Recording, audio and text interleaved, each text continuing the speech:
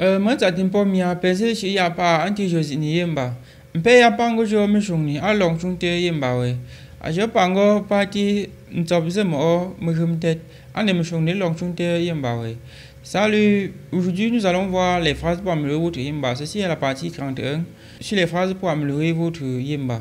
Il y a dans la barre de description une fiche contenant de la partie 1 à la partie 20 et une autre contenant de la partie 21 à la partie 40 sur les phrases pour améliorer votre yemba. Ces fiches vont vous permettre de réviser d'une manière beaucoup plus efficace. Partie partie 41. Les phrases pour améliorer votre yemba. Pour que Himela, qui signifie elles ont menti.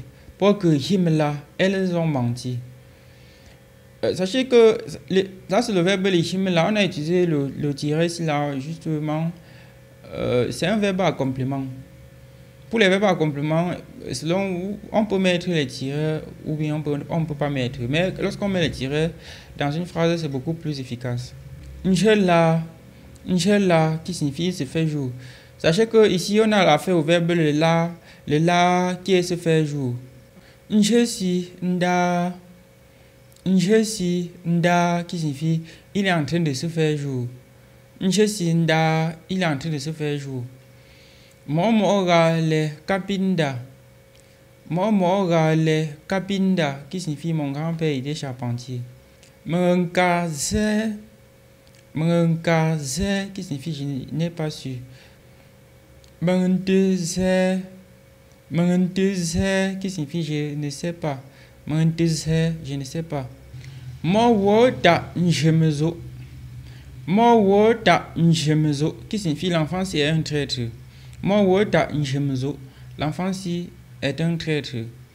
Njemezo, qui signifie le traître. Njemezo, le traître. Ata Aketu, c'est un flic ou c'est un soldat. Mewu se ahib,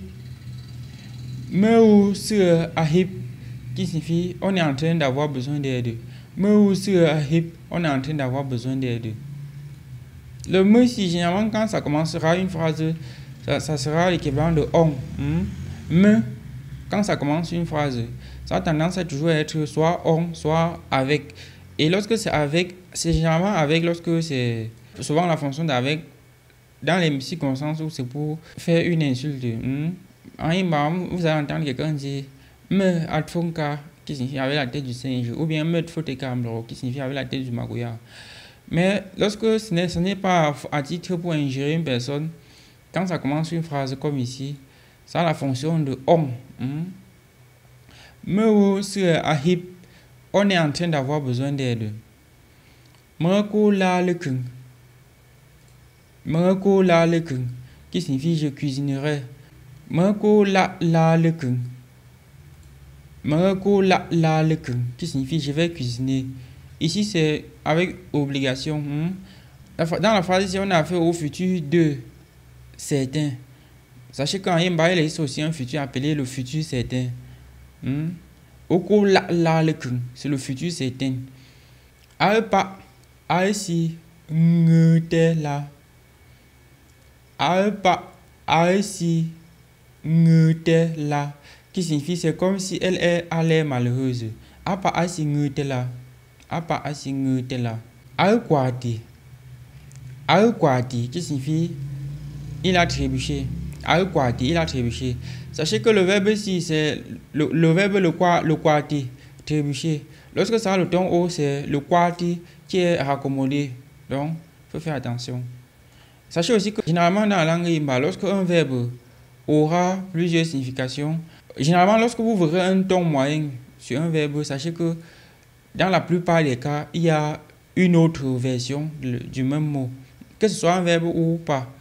Sachez que d'une manière générale, je vous donne donc cette remarque aujourd'hui, dans la langue Yimba, que les mots ayant un ton moyen comme celui-ci auront une autre version du même mot qui n'aura pas ce ton, mais qui signifiera autre chose.